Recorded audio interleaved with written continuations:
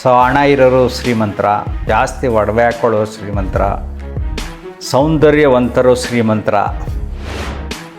ಮೊದಲು ಶ್ರೀಮಂತರು ಯಾರು ಅಂತ ಅರ್ಥ ಮಾಡ್ಕೊಳ್ಳೋಣ. ದರ್ಶನ್ ಕಡು ಬಡವ.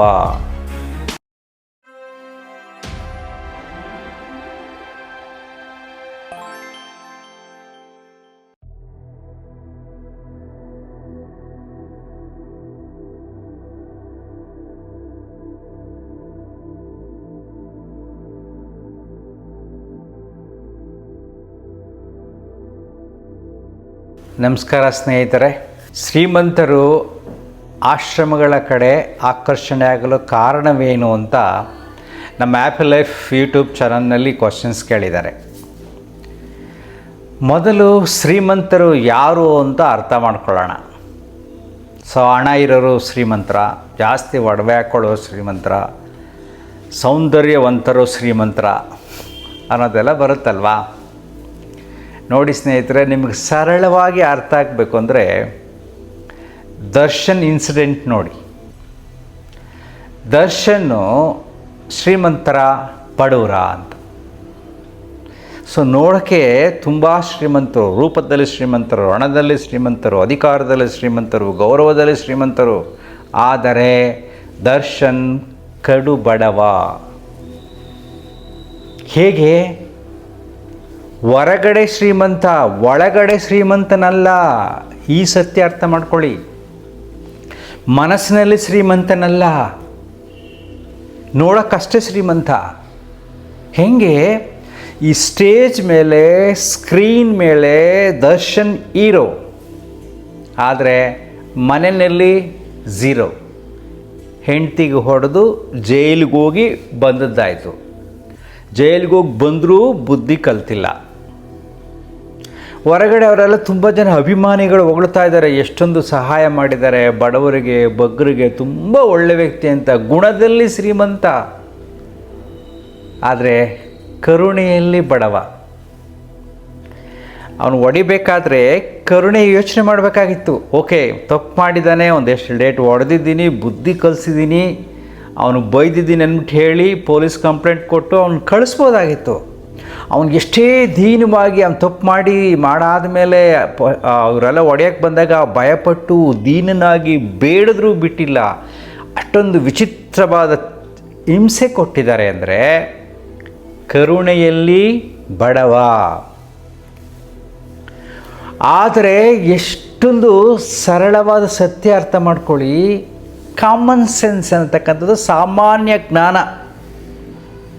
ಅವನು ತುಂಬ ಬುದ್ಧಿವಂತ, ಹಾಗೆ ಹೀಗೆ ಹಾರ್ಡ್ ವರ್ಕರ್ ಅಂತೀವಿ. ಸಾಮಾನ್ಯ ಜ್ಞಾನದಲ್ಲಿ ಬಡವನಾದ. ಕಾಮನ್ ಸೆನ್ಸ್ ಉಪಯೋಗಿಸಿದ್ದಿದ್ರೆ ಈ ಸ್ಥಿತಿ ಬರ್ತಿರಲಿಲ್ಲ.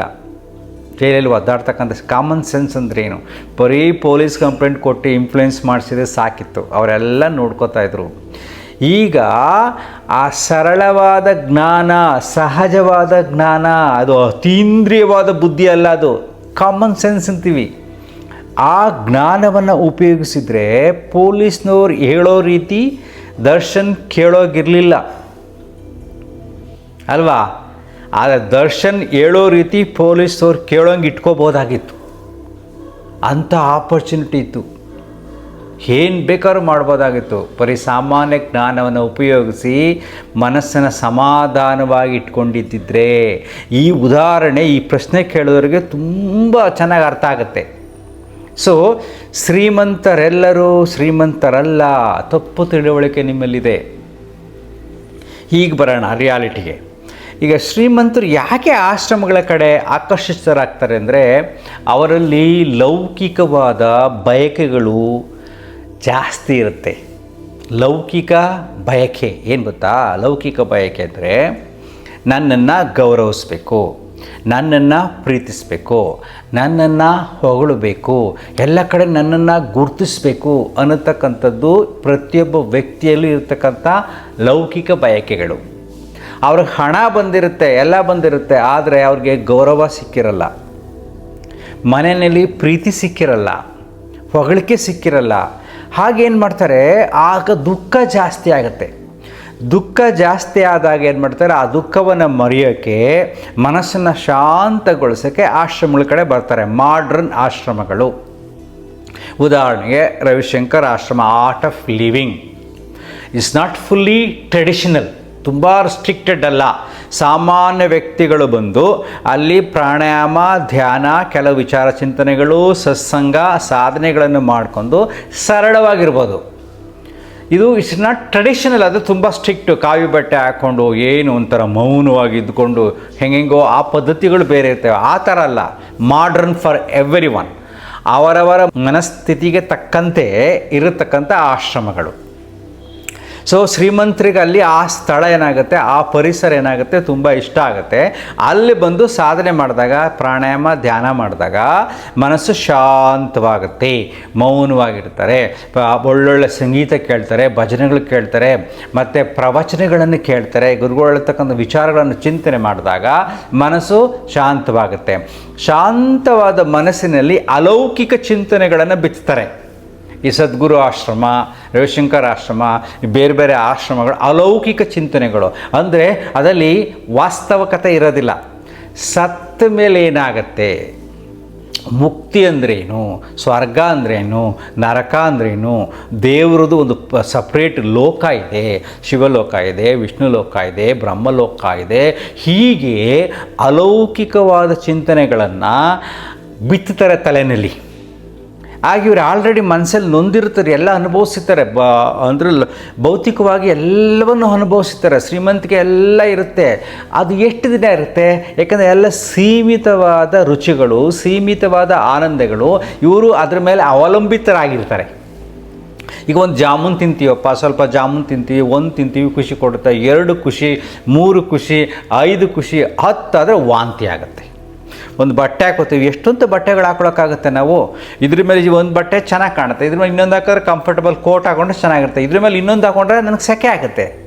ಸೊ ಈ ರೀತಿಯಾದ ಭೌತಿಕವಾದ ವಸ್ತುಗಳಲ್ಲಿ ಬಯಸ್ತಕ್ಕಂಥ ಸುಖ ಕಂಟ್ರೋಲ್ ಇರುತ್ತದು, ಸೀಮಿತವಾಗಿರುತ್ತೆ. ಸೊ ಇವ್ರೇನು ಮಾಡ್ತಾರೆ, ಅಲೌಕಿಕವಾದ ಸುಖದಲ್ಲಿ ಏನು ಮಾಡ್ತಾರೆ, ಅದು ಯಾವಾಗಲೂ ನಿರಂತರವಾಗಿರುತ್ತೆ. ಸ್ವರ್ಗದಲ್ಲಿ ಹೇಗೋ ನಾನು ಹಂಗೆ ಸುಖವಾಗಿರ್ತೀನಿ, ಮುಕ್ತಿ ಸಿಕ್ಬಿಡುತ್ತೆ. ಅಂದರೆ ಎಲ್ಲ ಸಮಸ್ಯೆಗಳಿಂದ ಮುಕ್ತಿ. ನೀ ನೆಕ್ಸ್ಟ್ ಭೂಮಿ ಮೇಲೆ ಹುಟ್ಟೋದೇ ಇಲ್ಲ, ಭೂಮಿ ಮೇಲೆ ಹುಟ್ಟೋದು ತಾನೇ ಸಮಸ್ಯೆ. ಭೂಮಿ ಮೇಲೆ ಹುಟ್ಟಿದ ಮೇಲೆ ಆ ಪ್ರಕೃತಿ ಧರ್ಮಕ್ಕೆ ಅನುಗುಣವಾಗಿ, ಪ್ರಕೃತಿ ಧರ್ಮ, ಜಾತಿಯ ಧರ್ಮ, ದೇವರ ಧರ್ಮ, ದೇಹ ಧರ್ಮ, ಎಲ್ಲ ಧರ್ಮಗಳ ಜೊತೆಯಲ್ಲಿ ನೀನು ಬದುಕಬೇಕು. ಅದರಲ್ಲಿ ಸಂಘರ್ಷಗಳು ಇನ್ನೆಲ್ಲ ನಡೀತಾ ಇರುತ್ತೆ. ಇದೊಂದು ಮಾಯಾಲೋಕ, ಕಷ್ಟದ ಲೋಕ, ಸಂಸಾರನೇ ಕಷ್ಟ, ಭವಬಂಧನ, ಎಲ್ಲ ಪದಗಳನ್ನು ಉಪಯೋಗಿಸಿ ಏನು ಮಾಡ್ತಾರೆ, ನೀನು ಈ ಭೂಮಿಯಲ್ಲಿ ಮತ್ತೆ ಹುಟ್ಟಬಾರದು, ನೀನು ಅಲ್ಲಿ ಏನೂ ಇಲ್ಲ ನಿನಗೆ ಅನ್ನತಕ್ಕಂಥ ವಿಚಾರ, ಅಲೌಕಿಕ ಚಿಂತನೆಗಳನ್ನು ಶಾಸ್ತ್ರ ಗ್ರಂಥಗಳಿಂದ ಬಿತ್ತುತ್ತಾರೆ ತಲೆಗೆ. ಸೊ ನಂಬೋ ರೀತಿ ಮಾಡ್ತಾರೆ. ಇವರು ಅದನ್ನು ನಂಬ್ತಾರೆ, ನಂಬಿಟ್ಟು ಏನು ಮಾಡ್ತಾರೆ, ಅಲ್ಲಿ ಇದ್ದಾಗ ಖುಷಿ ಕೊಡುತ್ತೆ. ಕೆಲವರು ಅಲ್ಲೇ ಪರ್ಮನೆಂಟ್ ಸೆಟ್ಲ್ ಆಗಿಬಿಡ್ತಾರೆ. ಯಾವುದನ್ನು ನಂಬಿ, ಅಲೌಕಿಕವಾದ ಸುಖವನ್ನು ನಂಬಿ ಅಲ್ಲೇ ಸೆಟ್ಲ್ ಆಗಿಬಿಡ್ತಾರೆ. ಇನ್ನು ಕೆಲವರು ಹೋಗ್ತಾ ಇರ್ತಾರೆ, ಬರ್ತಾ ಇರ್ತಾರೆ. ಇದು ಮೂಲ ಕಾರಣ. ಅಂದರೆ ಮೂಲ ಉದ್ದೇಶ ಏನು, ಪ್ರತಿಯೊಬ್ಬ ವ್ಯಕ್ತಿಯ ಮೂಲ ಉದ್ದೇಶ, ಜೀವನದ ಉದ್ದೇಶ ಆನಂದವಾಗಿರೋದು, ಸಂತೋಷವಾಗಿರಬೇಕು, ಕ್ಷಣ ಕ್ಷಣ ಖುಷಿಯಾಗಿರಬೇಕು. ಆ ಕ್ಷಣ ಕ್ಷಣದ ಖುಷಿಯನ್ನು ಕದಿಯುವುದು ಯಾವುದು, ನಮ್ಮ ಸುತ್ತಲಿನ ಸಂಬಂಧಗಳು, ನನ್ನ ಸಂಬಂಧ, ನನ್ನ ಹೆಂಡತಿ, ನನ್ನ ಮಕ್ಕಳು, ಇವರಿಂದ ನನಗೆ ಸಮಸ್ಯೆ ಆಗುತ್ತೆ, ಇವರಿಂದ ನನಗೆ ಸುಖ ಸಿಗುತ್ತೆ ಅಂದ್ಕೊಂಡು ನಾವೇನು ಮಾಡ್ತೀವಿ, ಸಂಬಂಧವನ್ನು ಬೆಳೆಸ್ತೀವಿ ಅಲ್ವಾ.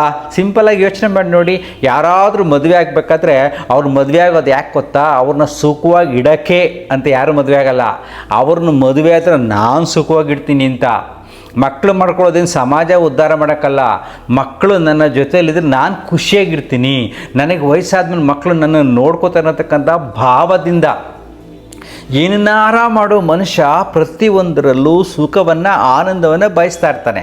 ಆದರೆ ಈ ಸಮಾಜದಲ್ಲಿ ಸಮಸ್ಯೆಗಳಿಂದ, ಸಂಸಾರದ ಸಮಸ್ಯೆಗಳಿಂದ ನಮಗೆ ಸುಖದ ಕೊರತೆ ಆಗತ್ತೆ. ಸೊ ಆ ಸುಖವನ್ನು ಅರಸಿ ಆಶ್ರಮಗಳಿಗೆ ಹೋದಾಗ ಅಲ್ಲಿ ಮೊದಲನೇದು ನಿನ್ನ ಸುತ್ತಲೂ ಸಂಬಂಧ ಇಲ್ಲ, ನೀನೊಬ್ಬರೇ ಇರ್ತೀಯ. ಆಮೇಲೆ ಸಮಾಜದ ಸಮಸ್ಯೆ ಇಲ್ಲ, ಆಶ್ರಮದಲ್ಲಿ ಇರ್ತೀಯ. ಮತ್ತು ಮುಂದೆ ಏನೇನೆಲ್ಲ ಬಯಕೆಗಳೆಲ್ಲ ಇರೋದಿಲ್ಲ, ಅಲೌಕಿಕ ಬಯಕೆಗಳು ಮಾತ್ರ ಇರುತ್ತೆ. ಆಗ ಉಸಿರಾಟವನ್ನು ಗಮನಿಸ್ತೀಯಾ, ಪ್ರಾಣಾಯಾಮ ಮಾಡ್ತೀಯಾ, ಮನಸ್ಸನ್ನು ಖಾಲಿ ಮಾಡ್ತೀಯಾ, ಯಾವುದೋ ಒಂದು ಶಕ್ತಿ ಇದೆ, ಅದ್ಭುತವಾದ ಶಕ್ತಿ ಇದೆ, ಆಮೇಲೆ ಮೇಲೋಗ್ತೀನಿ, ಆನಂದವಾಗಿರ್ತೀನಿ ಅಂತಕ್ಕಂಥ ಚಿಂತನೆಗಳು ಮನಸ್ಸಿಗೆ ಬರುತ್ತೆ.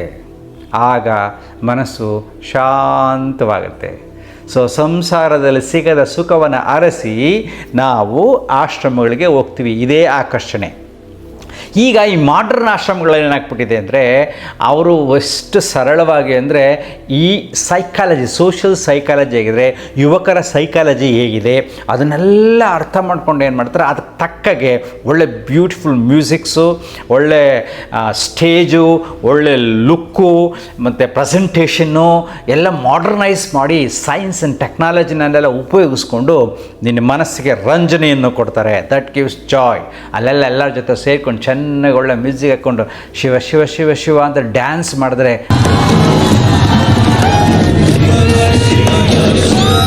ಕೃಷ್ಣ ಕೃಷ್ಣ ಕೃಷ್ಣ ಅಂತ ಡ್ಯಾನ್ಸ್ ಮಾಡಿದ್ರೆ ಅರ್ಧ ಗಂಟೆ ಆನಂದವಾಗಿ ಡ್ಯಾನ್ಸ್ ಮಾಡಿ ರಿಲ್ಯಾಕ್ಸ್ ಮಾಡಿ ಎಷ್ಟು ಖುಷಿಯಾಗುತ್ತಲ್ವಾ.